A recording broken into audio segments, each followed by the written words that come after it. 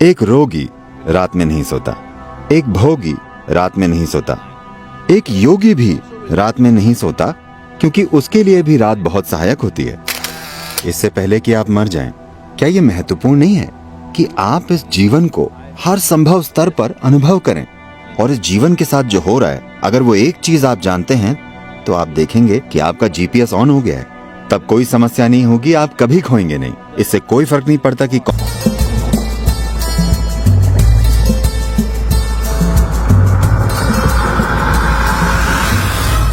मेरा आपसे सवाल ये है कि ऐसा नहीं है कि मैंने अपने सोने और जागने का समय बदल लिया है और मैं दिन में सोती हूँ।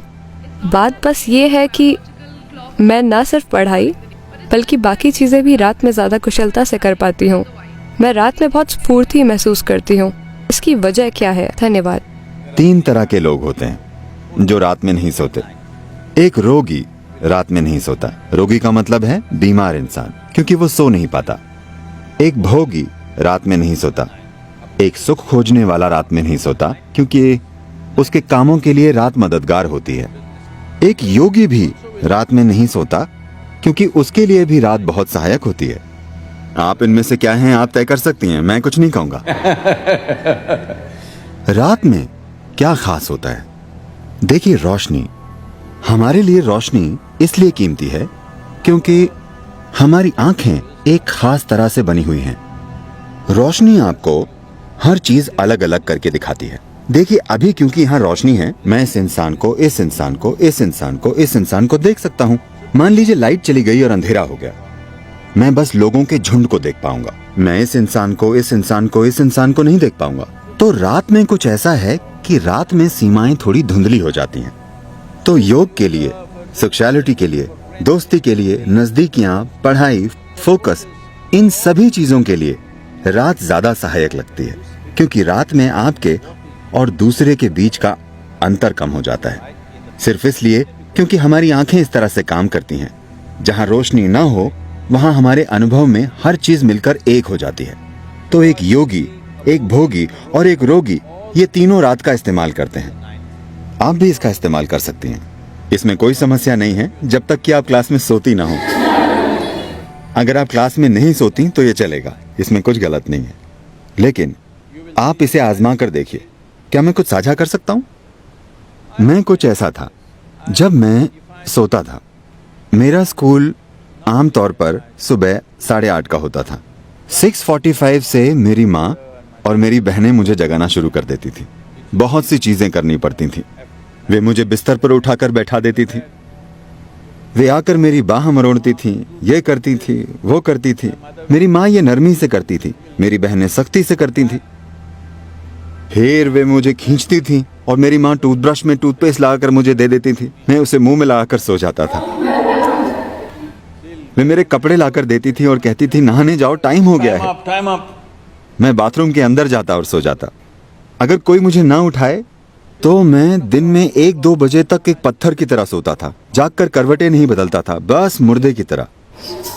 लेकिन मैंने 12 साल की उम्र में योग करना शुरू किया, शायद 8 या 9 महीनों के बाद।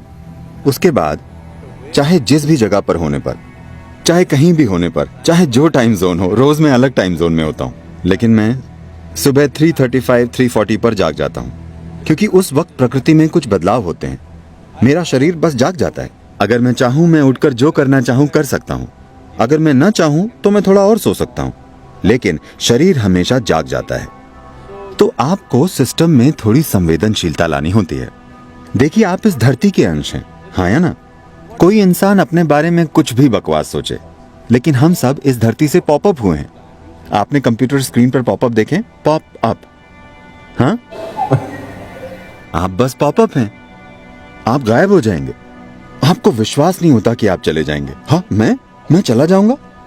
हाँ, वे सारे चतुर लोग, अनगिनत लोग जो इस धरती पर आपसे और मुझसे पहले घूमते थे, वे अब कहाँ हैं? नामो निशान नहीं है, सब मिट्टी हो गए। क्या ऐसा नहीं है? क्या वे पॉपअप नहीं थे? क्या आप पॉपअप नहीं है? पुप पुप। आपको लग सकता है कि आपका जीवन शानदार है वगैरह वगैरह। जहां तक धरती का सवाल है, वो बस अपनी मिट्टी को रिसाइकिल कर रही है। आपको उछालती है और फिर वापस खींच लेती है, उछालती है और फिर खींच लेती है। तो इस जरा से पॉपअप में अहम चीज और सबसे अहम चीज ये है कि आप अपने भीतर संवेदनशीलता लाएं। ऐसी संवेदनशीलता कि जीवन का हर आयाम आपके अनुभव में आ जाए इससे पहले कि आप मर जाएं। क्या ये महत्वपूर्ण नहीं है कि आप इस जीवन को हर संभव स्तर पर अनुभव करें, है ना? हाँ, है ना? अनुभव का मतलब है, लोग सोचते हैं हमें हर दिन पार्टी करना है। नहीं, एक ही चीज आप कितनी बार करेंगे? इंसान के जीवन में खोजने के लिए बहुत कुछ है। आपको संवेदनशील होना होगा। संवेदनशील से मेरा मतलब है, क्योंकि इस शब्द का एक गलत तरीके से इस्तेमाल किया जाता है। इस मायने में जब लोग कहते हैं अरे वो संवेदनशील है, तो मतलब होता है वो जरा सी बात का बुरा मान जाएगी, है ना?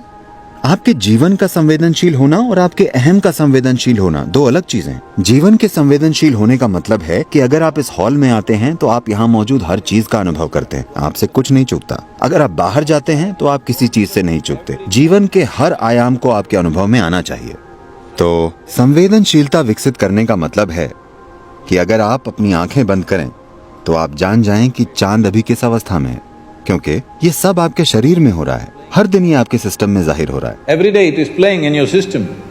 Do you see if it's a full moon or a new moon, the entire ocean is coming up? क्या आपने ध्यान दिया है कि अगर पूर्णिमा या अमावस्या हो तो पूरा समुद्र उछलता है, ज्वार भाटा आता है ना? आप कभी समुद्र तट पर गए हैं या नहीं जाते? आप जाते हैं, लहरें उठती हैं। Yes. पूरा समुद्र ऊपर उठने की कोशिश कर रहा है। आपके शरीर का 72% पानी है। आपको लगता है कि कुछ नहीं उठता, ये उठता है। सूरज और चंद्रमा की हर स्थिति और कई चीजें जो धरती के साथ हो रही हैं, वो आपके साथ भी हो रही हैं। आपके जीवन को संवेदनशील बनना चाहिए, तभी आप जानेंगे कि आपके जीवन के हर पहलू को कैसे संभालें। संवेदनशील अहम मत बनाइए, अपने सामाजिक पहलू को संवेदनशील मत बनाइए। अगर आपके भीतर का जीवन संवेदनशील बन जाए और इस जीवन के साथ जो हो रहा है, अगर वो एक चीज आप जानते हैं, तो आप देखेंगे कि आपका जीपीएस ऑन हो गया है। तब कोई समस्या नहीं होगी, आप कभी खोएंगे नहीं। इससे कोई फर्क नहीं पड़ता कि कौन क्या कहता है, आप कैसे हालात में पहुंच गए हैं, आप कभी भटकेंगे नहीं, क्योंकि आपका जीवन संवेदनशील है। इस जीवन की बस यही जरूरत है कि इसे एक जीवन के रूप में संवेदनशील बनना है। अभी हमने एक ऐसा मनोवैज्ञानिक ढांचा विकसित कर लिया है जिसका जीवन से कोई लेना देना नहीं है। इसका थोड़ा सरोकार सामाजिक पहलू से है, पर जीवन से कोई लेना देना नहीं है।